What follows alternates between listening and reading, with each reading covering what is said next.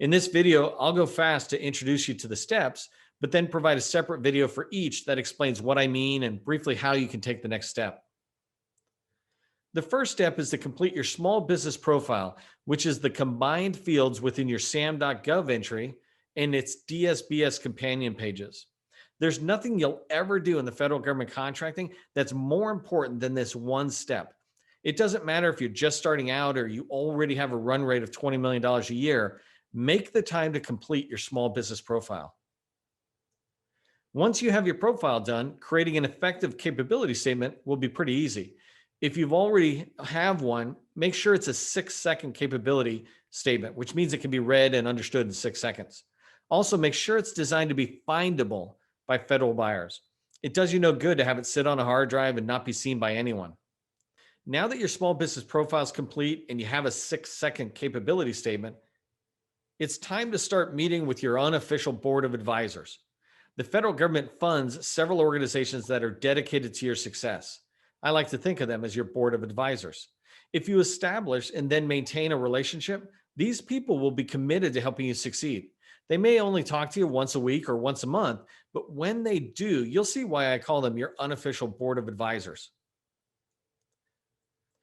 First stop is your local small business development center.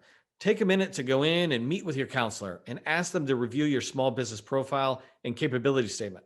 Follow any advice here or in other areas they mention. Don't think that you're too experienced or too big to establish a relationship with an SBDC counselor or others that I mentioned. They can provide great advice for free and might be able to make introductions to other small businesses or potentially even government folks. Once you've met with the SBDC counselor and have followed their advice, go meet with your local Women's Business Center and Veterans Business Opportunity Center. It doesn't matter if you're not a vet or a woman. The Women's Business Center is partially funded by the SBA and is open to meeting with any small business in their area. With both the Women's Center and Veterans Centers, you could ask for introductions to small businesses they know, especially women-owned businesses or veteran-owned businesses. This starts, though, with you introducing yourself. Once you know what you sell, you need to choose a primary agency or primary target customer that buys what you sell. Picking a primary agency could be as simple as who's in your backyard or who spends the most on your services. There's a line about not going hungry that fits here. If you chase 2 rabbits, you won't be eating dinner tonight. By choosing a primary agency, you can then focus your efforts and not be distracted by shiny opportunities. So far, you've been meeting with the advisors I say are most skilled at helping you stand up and communicate what you sell. Now that they've helped you tighten up your messaging, it's time to meet with your local Procurement Technical Assistance Center or PTAC counselor. While these folks can help you with basic business questions, their mission and their strength is helping you identify and pursue federal contracts. They can also make introductions to other small businesses in the federal market, as well as to large prime contractors and agency buyers. Next step you'll want to take is register in agency portals. Some agencies have their own internal systems for tracking vendors like you.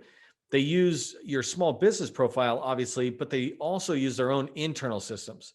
In this step, you'll register in as many as you can. Even though they're not all your primary agency, being in the system can help you get found by federal buyers now or down the road. It should take no longer than 15 minutes for each agency. Do one of these a day and you'll be done within a month without too much effort.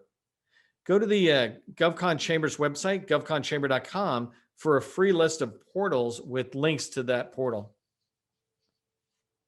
When you've completed steps 1 through 7, you're ready to move on to meeting the bigwigs of government contracting, the small business professionals. Your first meetings will be 15 to 30 minutes max, and then you'll just keep following up as needed to maintain a relationship. Start with the Small Business Administration's business opportunity specialists in your area. These folks are the lead advisors to 8A small businesses, helping those firms grow and develop federal business. Get in there and meet with them to introduce yourself, develop a long-term relationship, and perhaps get introductions.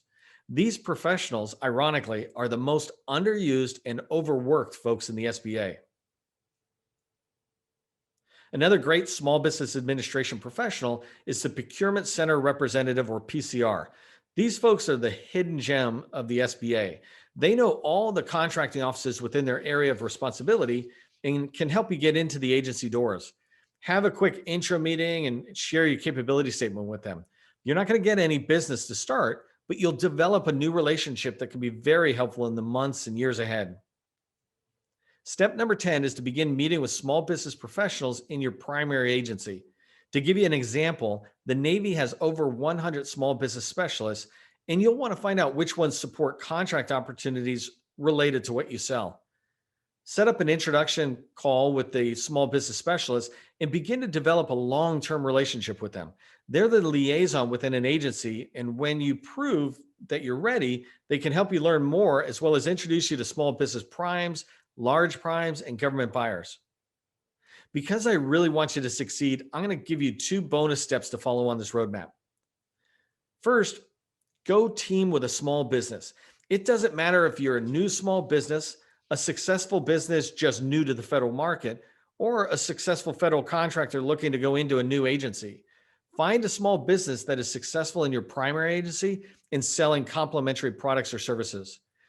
Prove to them the value you can bring by being a team member, and their agency experience will accelerate the time it'll take to start working with that target agency.